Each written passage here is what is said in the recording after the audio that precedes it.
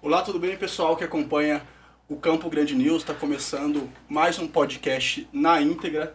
Hoje a gente tem um prazer, de receber o defensor público, Cauê Duarte Urdiales, que é coordenador do Núcleo Institucional do Sistema Penitenciário da Defensoria Pública aqui de Mato Grosso do Sul, que vai falar sobre vários assuntos aqui com a gente, que tem relação com o núcleo que ele coordena, Tudo bem, doutor? Como vai? Olá, tudo bem? Obrigado pelo convite, é uma honra estar aqui participando desse podcast. Legal. Doutor, eu vou começar já falando de um assunto, que está muito latente. Nós tivemos aí uma votação, que derrubou um veto presidencial que dizia respeito à saidinha, é o termo utilizado para caracterizar um momento do ano em que os presos podem sair, e aí houve toda uma celeuma em relação tanto ao projeto de lei, depois quanto ao veto, depois quanto à derrubada do veto, E eu queria que o doutor explicasse um pouco pra gente, costurasse todo esse arco, que foi o que era lei, o que se transformou, o que o veto foi, o que foi a derrubada do veto e como que está agora, Sim. Então vamos lá.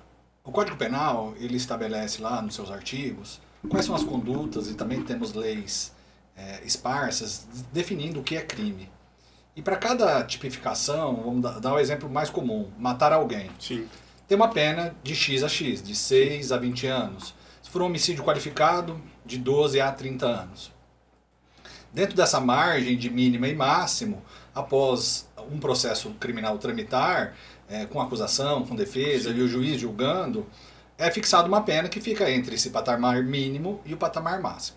A partir disso, tem as instâncias recursais, e após o trânsito em julgado, inicia um outro processo, que não mais vai avaliar se aquela pessoa é inocente ou culpada, sim, mas sim acompanhar a execução da pena. Ou seja, é o Estado reconhecendo que aquela pessoa praticou um crime, impôs determinada conduta e aí começa a execução da pena. No Brasil, a gente tem o que denominamos de sistema progressivo de cumprimento de pena. O que isso quer dizer também? Eventualmente, a pena pode começar no regime fechado, que é o mais grave, e aí ele vai avançando para os regimes menos ou mais brandos. Então, regime fechado, 100% de privação de liberdade. Depois, regime semiaberto, onde a privação de liberdade é de alguma maneira reduzida. Então, a gente não tem o 100% de privação de liberdade. Sim. Depois, no regime semiaberto, sim, eu passo a ter um contato com o mundo externo de maneira gradual. Então, eu saio de 100% de privação de liberdade, tenho essa redução. O próximo passo é o regime aberto, onde essa privação de liberdade é reduzida ainda mais. Sim. E como última etapa do cumprimento da pena, o que nós temos? A liberdade condicional. O que é liberdade condicional? A pessoa ainda tem pena a cumprir, sim, mas, em razão do seu bom comportamento, da quantidade de pena cumprida, ela tem a liberdade antecipada. Quando a gente trata do tema saída temporária, que popularmente ficou conhecido como saidinha, e de maneira muito pejorativa e de maneira também equivocada, a gente está tratando do regime semiaberto, que é esse regime intermediário. Eu tenho fechado, 100% de privação de liberdade, e o regime aberto, sim, que é dos regimes, fora a liberdade condicional, é o mais brando. Então eu tenho um regime intermediário, que é o regime semiaberto. Durante o regime semiaberto, a pessoa vai ter, após cumprido determinada quantidade de pena, e também ter bom comportamento, ela tem direito ao ano de 5 saídas temporárias de 7 dias. Então ele sai, ele pode visitar a família, ele pode sair para frequentar estudo, e ele pode também sair para ter outras atividades que vão colaborar para o seu reingresso na sociedade. Exemplo, ele pode ir à igreja dele, então ele pode pedir a saída temporária para sair, ir à igreja, sim, e retornar. Então isso são as atividades que envolvem a saída temporária. Então isso é como era. Sim. Além de entender toda essa questão dessa progressividade e da redução da privação de liberdade, então 100% de privação de liberdade para uma redução gradativa, parece muito lógico isso, né? Do que 100% de privação para o próximo passo, 100% de liberdade. Então a legislação ela tem uma lógica e um sentido que é de reduzindo a quantidade de privação de liberdade para que essa pessoa seja reinserida na sociedade de maneira gradual. Junto a isso, o que a gente precisa também entender? Anteriormente, quando foi criada a Lei de Crimes Hediondos, no início da década de 90, o crime hediondo ou equiparado era proibido progredir. Sim. Então ele começava no fechado e terminava no fechado. E ia até o livramento condicional. Sim. E aí ele saía de liberdade condicional. Então, lembra? 100% de privação de liberdade para 100% de liberdade. Veja que a gente não tem uma transição nesse período. Isso passou a ser questionado se era constitucional proibir a progressão de regime para esses crimes. Em 2006, o Supremo Tribunal Federal entendeu que essa vedação à progressão de acesso a esse regime progressivo violava a Constituição Federal. E aí os crimes hediondos e equiparados também passaram a poder progredir de regime. Então, fechado, semiaberto, aberto e livramento condicional. Então veja que tudo isso tem uma lógica e uma razão de existir. Não é criado assim, instalou na cabeça de alguém e fala, vou criar o sistema progressivo.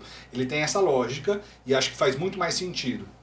100% de privação de liberdade, reduzindo essa privação até conseguir conquistar, né, a liberdade total. Então, o sistema progressivo ele é constitucionalizado. Se eu avançar para o regime semiaberto, o que eu tenho de diferença entre o regime fechado e o regime semiaberto? A gente pode resumir isso a saídas temporárias. Então, 5 vezes durante o ano, 7 dias, de maneira ininterrupta, ele sai e retorna. Então, o que eu poderia dizer e afirmar aqui para você é que a saída temporária é que distingue praticamente o regime fechado do semiaberto. Sim.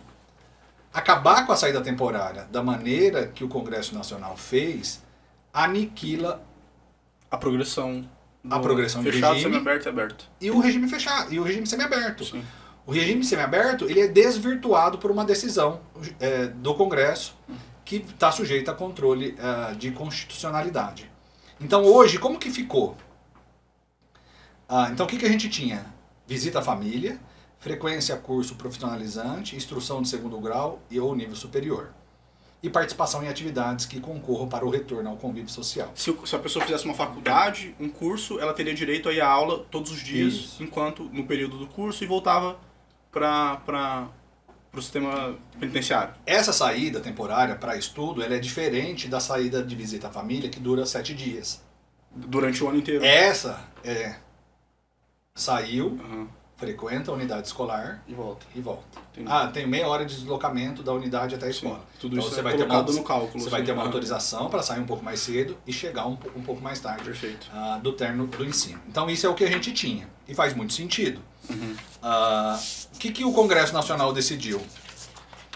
Acabar com a saída temporária de visita à família, acabar com a saída temporária para a atividade que concorre para o retorno ao convívio social e manteve a saída de estudo. Então a gente continua tendo o direito de sair da unidade prisional de regime semiaberto para estudar em ambiente externo. Mas, novamente, vedado para crimes hediondos ou com violência ou grave ameaça à pessoa. Aquilo que tinha sido julgado pelo STF lá atrás. Se ele, isso. Mas aqui é assim, o estudo pode sair para estudar. Mas se você for... tiver cometido crime hediondo. Isso, crime hediondo. Então, não terá direito à saída temporária, que trata o caput desse artigo, ou ao trabalho externo, sem vigilância, ou condenado que cumpre pena por praticar crime hediondo ou violência ou grave ameaça. E se você pegar os dados, a maior quantidade de pessoas presas no Brasil envolve crime de roubo, violência e grave ameaça, crime de tráfico de drogas, Sim.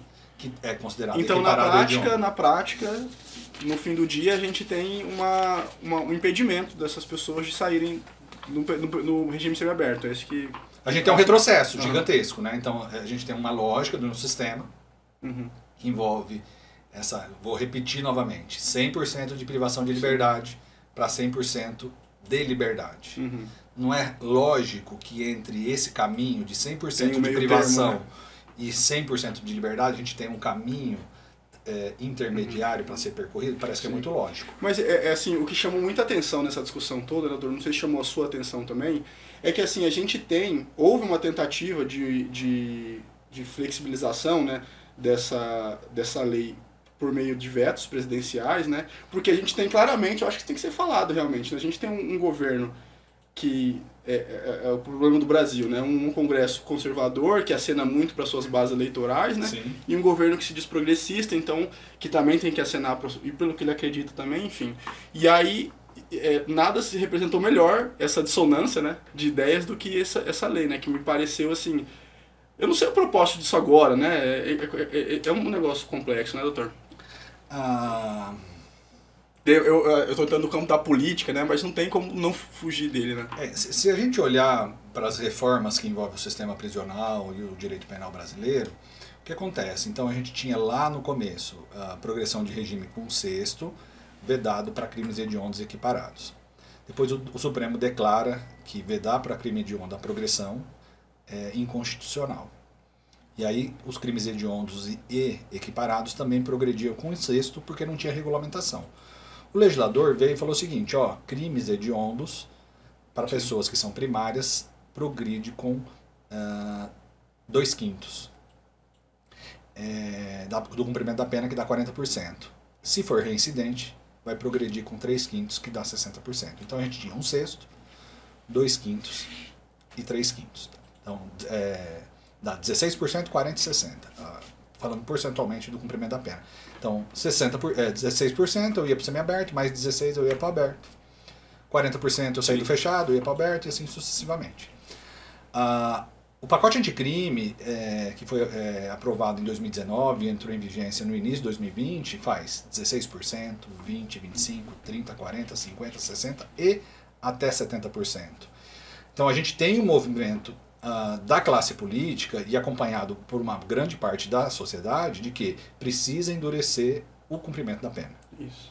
Essa é a, vamos dizer assim, popularmente, esse é o anseio. Entendo. Por que eles falam isso? Porque é um falso discurso de que o aumento de pena, tornar mais duro o cumprimento da pena, vai tornar a sociedade mais segura. Sim. Então o Brasil tem quase 1 milhão de pessoas encarceradas e você anda, vamos supor, na cidade de São Paulo, você se sente mais seguro porque tem 1 milhão de pessoas presas ou não? E sempre usa-se assim, esses exemplos, né? Sempre vai ter, né, um caso de algum interno que saiu e fez alguma coisa. Cometeu um crime de novo, não sei o que, mas assim, realmente, essas distorções do debate que me impressionam aqui no nosso país, assim, né? Que pinçam uma coisa que acontece e colocam na totalidade do que poderia acontecer. Então não são todos que cometem crime, né? Então assim, saída temporária. A pessoa sai mediante algumas condições. Se ela descumpre essas condições, o que acontece? Ela tem o direito revogado e ela volta para o semiaberto. Sim. Se ela não tem bom comportamento dentro do ambiente prisional, ela também não consegue sair. Se ela não cumpriu parte da pena necessária para sair, ela também não consegue sair. Então não é uma porta aberta. A pessoa, para ter o direito de sair da temporada garantida, ela precisa ter cumprido uma parte da pena e ter um bom comportamento carcerário. Se não tiver isso, ela não sai. E se ela sair e descumprir, tem consequências. Que o direito pode ser revogado se ela descumpre. Se ela só descumpre as regras... Existe muita... Então, assim, os dados que a gente recebe são os que são publicados eventualmente na mídia. Vamos supor, Campo Grande parece que no último Natal e Ano Novo teve índice 0 de evasão após a saída temporária no final do ano. Em outros estados, 2%, 3%, 4%, 5%, o número não é muito grande de não retorno. Uma coisa é não retornar, outra coisa é praticar crime durante a saída temporária, que aí o índice é muito menor, só que a gente não tem dados. Sim. Então teve um caso, salvo engano, de Minas Gerais, que durante a saída temporária, uma pessoa matou, eu acho que um agente de segurança, não sei se era guarda municipal ou policial militar. E a partir disso se faz pega um caso concreto. Mesmo nesse caso, revogar a decisão, a saída temporária para todo mundo, não me parece adequado. Então, vamos lá. Vamos dizer que essa pessoa que saiu de saída temporária, ela tinha 5 anos de pena para cumprir. Sim.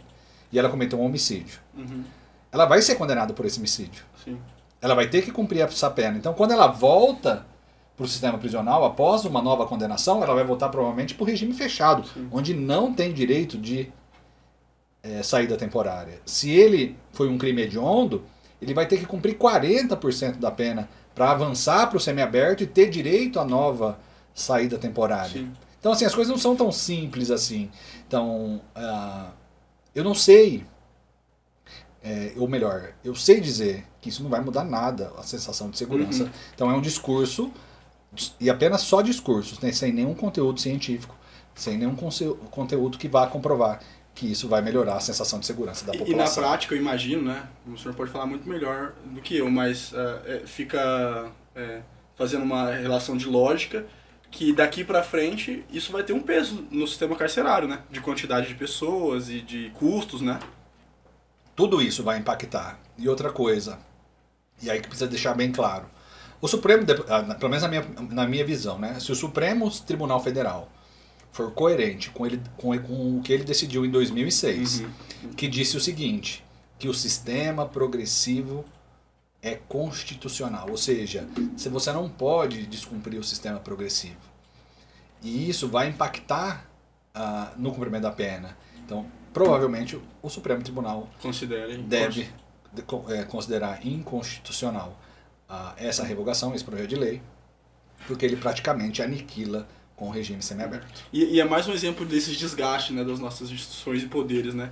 Porque aí a gente envolveu todos os poderes, né? Porque nós tivemos o Congresso, aí vem o presidente, e agora finda de novo, né? A gente sempre cai nesse lugar do Supremo. Isso. E lembra assim, ó, as alterações que envolvem o direito penal tem uma regra que chama princípio da irretroatividade da lei penal mais gravosa. Então, quando alguém comete um crime, naquela data é como se estabilizasse a situação e toda a regra vigente naquele dia, não é no dia do julgamento, não é no dia do cumprimento da pena, não é no dia de analisar a saída temporária, mas no dia do cometimento. Perfeito. Está estabilizado.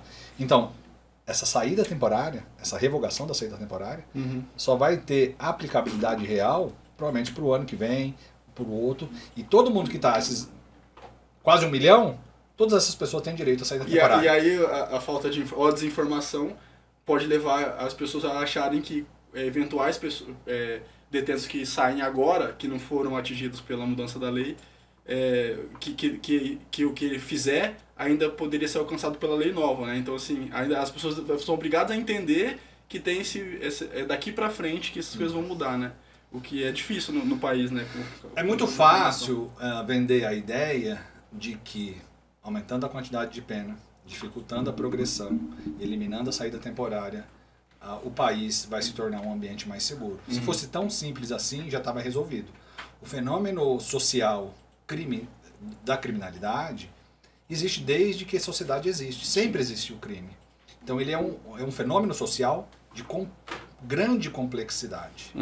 Então lidar com isso não é através de uma decisão política dentro do Congresso Nacional ou na mesa da Presidência da República que vai resolver o problema da criminalidade e da violência no nosso país. Acho que precisa de outras coisas para efetivamente tornar o país mais seguro, que a gente tenha uma diminuição da população carcerária, que eu acho que caminha nesse sentido. E essa decisão vai na contramão da história, porque se a gente analisar a história da humanidade, a gente inicia com a pena de morte, as penas capitais são as penas mais graves, e de lá para cá as penas têm sofrido tão somente abrandamento. Sim. Então a gente tinha olho por olho, dente por dente, então matava-se, cortava uma mão, fazia aquilo e tudo mais. Depois privação de liberdade. Hoje tem pena alternativa, tem transação penal que evita o processo, tem suspensão condicional do processo, tem a NPP, tem um monte de medidas para evitar o encarceramento. É um avanço civilizatório mesmo, é um avanço civilizatório. A gente então, assim, se você olhar para a Idade Média, onde se queimava pessoas sob a alegação de que eram bruxas, se olhar hoje, você fala, nossa, é inacreditável que se fazia isso, né? Quem sabe daqui a 300 anos a gente olhe para hoje e a humanidade olhe para o dia de hoje e fala, nossa, a gente encarcerava e tratava as pessoas daquela maneira. Faz sentido, né? Vamos trazer um pouco para nossa realidade, né? Que eu acho que é importante também. Pelo que eu tava... você me confirma esse número, né? Grande parte da população carcerária de Mato Grosso do Sul é atendida pelo núcleo que o senhor coordena, né? Quantos por cento mais ou menos? Assim, eu não tenho um dado exato para te dar, mas eu vou dizer que gira em torno de 80% a 90% das pessoas que cumprem pena aqui em Mato Grosso do Sul são defendidos pela Defensoria. Não é um número exato, a gente pensa, mas é mais ou menos isso pela percepção. Pela percepção. Como o núcleo ajuda essas pessoas? Quais são os direitos, né, que são vigiados pela Defensoria dentro do sistema penitenciário? Então, a partir do momento que uma pessoa tem uma pena, inicia a fase de execução da pena. Sim. Nesta fase da execução da pena, o que o Estado tomou da pessoa? Apenas o direito à liberdade. O restante dos direitos deveriam permanecer. Direito à saúde, direito à assistência social, direito à alimentação, direito à roupa, direito à dignidade, direito à privacidade. Todos os direitos garantidos pela Constituição, essas pessoas ainda continuam sendo detentoras. O que elas não têm é o direito de liberdade. Sim. Direito de educação continua tendo. Então, tudo isso continua tendo. Então, o que o núcleo da execução penal trabalha? Além do processo criminal, e é encerrado esse processo, inicia um novo processo, que é esse processo de execução da pena. E lá a gente vai ter defensores para todas as unidades prisionais do Estado e para todas as varas de execução penal do Estado. Então, é um trabalho de checar se os cálculos estão corretos. Então, se a pena é 10 anos, se realmente reflete lá o cálculo 10, se é 40%, se é 60%, se é 16%. Então, primeiro é fazer essa conferência de dados e entender se tudo aquilo que está previsto no cálculo de pena e a sua previsão de saída do regime semiaberto, pro semiaberto, está correta, se a saída pro aberto está correta, se a saída pro livramento condicional também está correta. Então, é verificar a legalidade do cumprimento da pena no que tange tão somente a quantidade da pena. Ou seja, se a pena acaba no dia 1 de janeiro, é totalmente justo que no dia 2 ele esteja em liberdade, sim ou não? Totalmente justo. Sim, totalmente justo. Se é no dia 30, não é justo também. Se acabou no dia 1º, no dia seguinte ele tem que estar em liberdade. Então o que a gente trabalha? Para que as penas sejam cumpridas conforme impostas numa sentença criminal. Garantir também direito de acesso à saúde, à alimentação digna, a vestuário e tudo mais. Visita à família. Então o núcleo é dividido em parte que atende dentro do presídio e parte externa que também atende os familiares das pessoas que estão encarceradas. Eu pedi para o Thiago, obrigado Thiago, colocar uma matéria que vários veículos publicaram, né, e a gente também, que foi sobre as condições, né, da penitenciária de Dourados estadual, né, a PED, e teve como principal, o que chamou mais atenção foi um surto de sarna, né? Sim. Que atingiu vários internos. Isso mostra assim, realmente um nível de desumanidade, né? Que a gente não vê. As fotos são horríveis, realmente, né? São pessoas que estão passando... Eu não preciso... É subhumano. Ela não precisa de legenda, né? Não precisa, não, E aí, eu queria que o senhor comentasse um pouco dessa situação que aconteceu em Dourados, né? Como que a gente deixou isso acontecer? Como é que foi a atuação, né, da Defensoria nesse caso também? Assim, inicialmente, o que a gente precisa pontuar? O Supremo Tribunal Federal falou que o sistema penitenciário do Brasil é um estado de coisa inconstitucional. Isso quer dizer que as condições de encarceramento no Brasil não respeitam a Constituição. Sim. Isso quem disse? Supremo Tribunal Federal, através do Tribunal Pleno. Ou seja, quando todos os ministros estão reunidos, eles decidiram isso. E isso se reflete em Mato Grosso do Sul. Então, tratando especificamente do presídio de Dourados, a gente tem uma unidade prisional com uma capacidade de aproximadamente 700 pessoas. Sim. E tem quantos, né? E, na época dos fatos, aproximadamente 2.500 pessoas. Bem mais. Bem mais, né? Quase o triplo. Mais que 3. 700, 1.400, 2.100. 2.100. São quantos? 2.500. Ah, tá, perfeito. Eu entendi 2. Então dá mais de 3 vezes o número da capacidade. Então isso gera superlotação. Sim.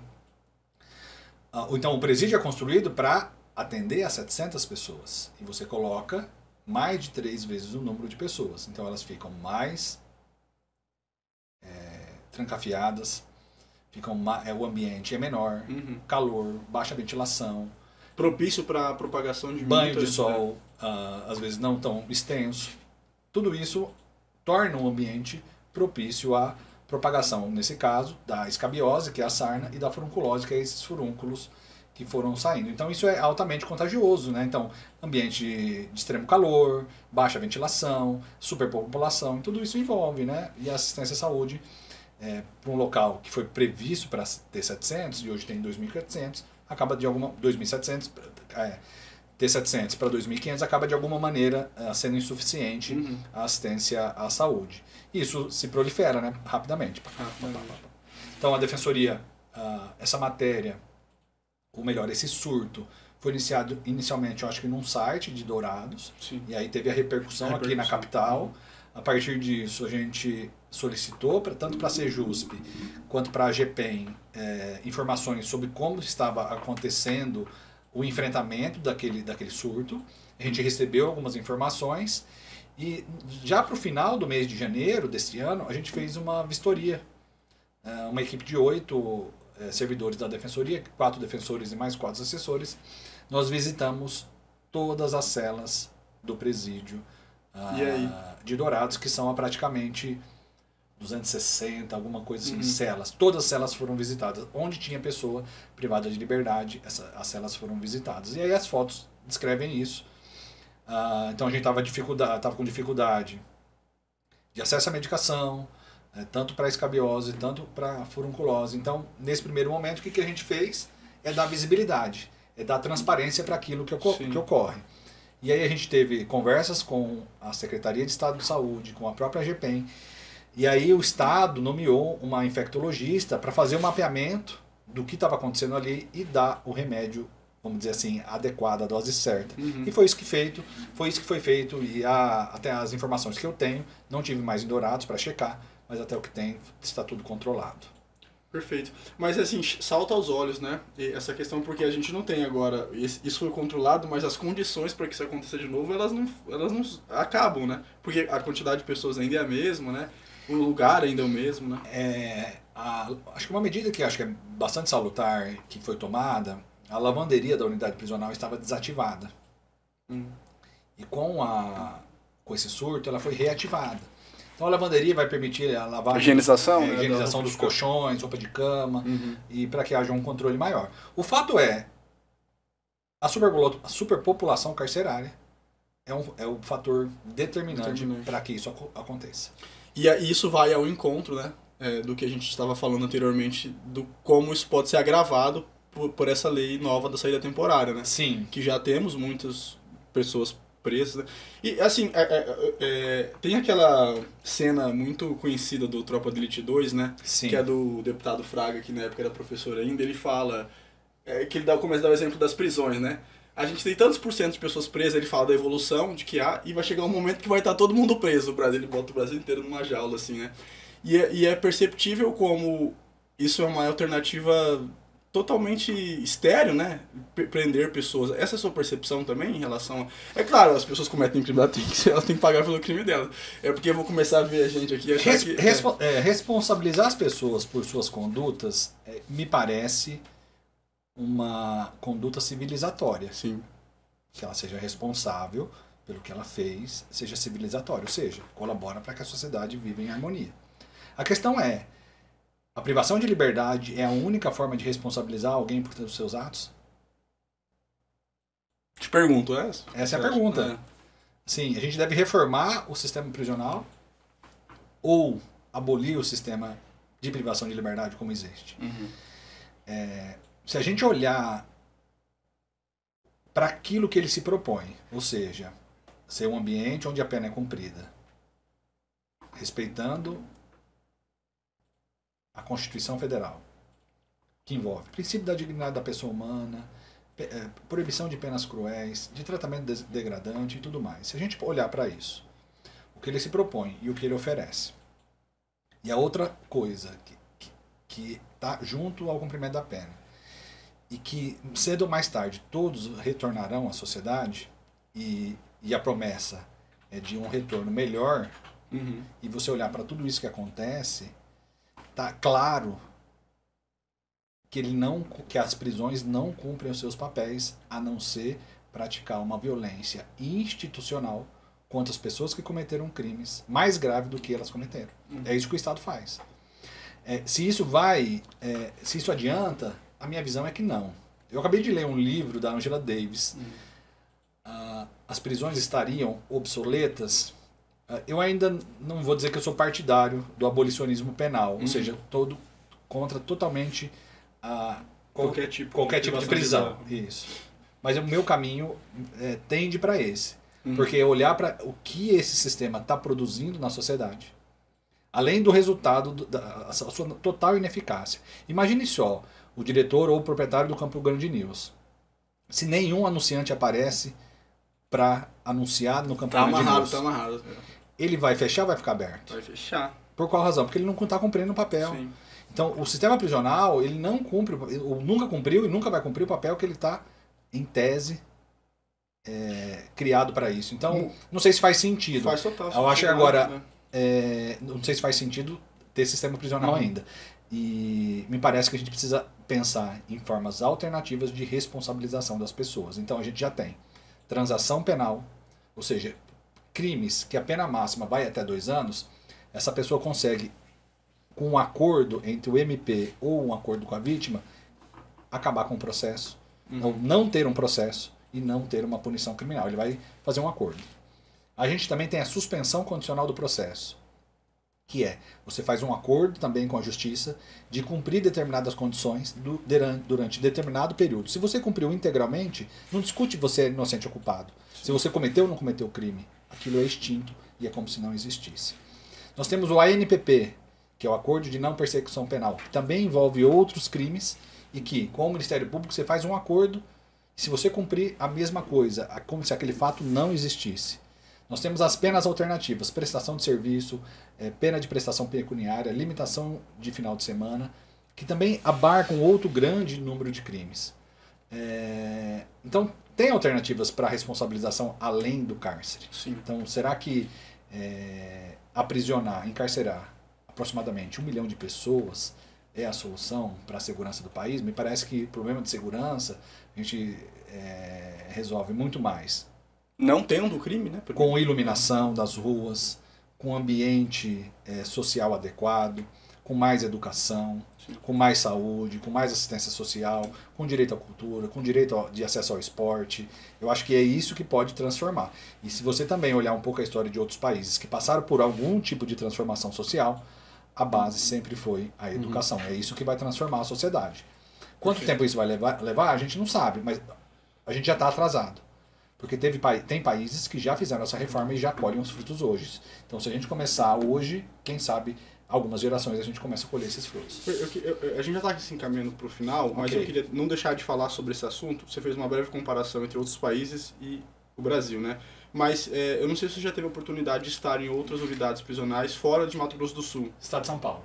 É perceptível. Assim, como é que são as condições específicas das nossas aqui em Mato Grosso do Sul em relação ao cumprimento dos direitos, né, dos detentos, em relação à quantidade de pessoas que estão em cada cela? Eu falo aqui de Campo Grande também, né? A gente tem muitos casos de tentativa de fuga em Campo Grande, droga entrando em presídio, tivemos casos agora de gente que foi executada tentando... muitas coisas que envolvem a penitenciária. Nós temos condições menos piores do que outros lugares, isso é possível dizer? Assim, eu visitei um ambiente carcerário de uma penitenciária na cidade de Mairink, no estado de São Paulo. O que eu tive que perceber é que as reclamações mais ou menos são as mesmas, sim, as dificuldades também são as mesmas. A gente tem uma superpopulação um pouquinho maior, eu diria. Viu? A média por unidade, dependendo de unidade, é bem acima da média nacional a taxa de superpopulação carcerária. Então, assim, a gente tem aqui na capital, Instituto Penal de Campo Grande, 300 e alguma coisas vagas, 1.500 pessoas. Acho que em proporção, é a maior superpopulação do nosso estado. Depois a gente tem o centro de triagem, 100 e algumas vagas, 200 e pouco, não é o problema o centro de triagem. Nós temos o Jair Ferreira de Carvalho, que é o conhecido como Máximo, onde teve esse episódio que você descreveu. Aproximadamente 600, um pouco mais de vagas, 2.300, 2.400, 2.500 pessoas. Presídio de trânsito, acho que 300, 200 e alguma coisa por vaga ali, 500, 600 pessoas. Tem as gameleiras de regime fechado, essas estão dentro do limite de vagas, 603 vagas para 500 e alguma coisa nas duas, né? Então a gente tem um índice de superpopulação carcerária, acho que acima da média nacional. Mas as reclamações são parecidas. São bem parecidas. A realidade é a mesma, né? Perfeito, doutor. Agradeço demais a sua presença aqui no Na Íntegra. Obrigado por esclarecer. Nós poderíamos falar muito, sobre muito mais assuntos, né? É um assunto que chama para o debate realmente, né? São várias coisas que abrangem a questão carcerária no país, soluções, problemas que já existem, né? Obrigado. Eu que agradeço o convite, me coloco sempre à disposição e dizer que muitas vezes o que uma determinada pessoa fez e que levou para o cárcere tem uma história atrás. De cada uma das pessoas tem uma história. Falando que isso legitima ou torna essa pessoa irresponsável pelo que ela praticou. Mas tem uma história atrás de cada uma daquelas pessoas que estão lá dentro. Nada justifica a violência institucional do Estado, e aqui não é Estado de Mato Grosso do Sul, Estado com letra maiúscula, Estado brasileiro. O poder público brasileiro pratica contra as pessoas que cometeram crimes no país. Então, a resposta que a gente dá para os crimes é praticando mais violência. Não sei se essa é a... Não sei não, né? Essa não é a melhor resposta. E agradeço imensamente o convite. Obrigado. Então é com essa reflexão que a gente termina, né? Conversamos aqui com o defensor público Cauê Duarte Eudiales, né? Que é coordenador do Núcleo Institucional do Sistema Penitenciário da Defensoria Pública de Mato Grosso do Sul. Acompanhe, né, o Campo Grande News pelas nossas redes sociais, Instagram, Facebook, também pelo site. Assistam, né, o podcast Na Íntegra, que está disponível no site www.campograndenews.com.br. Tchau, tchau. Até mais, gente.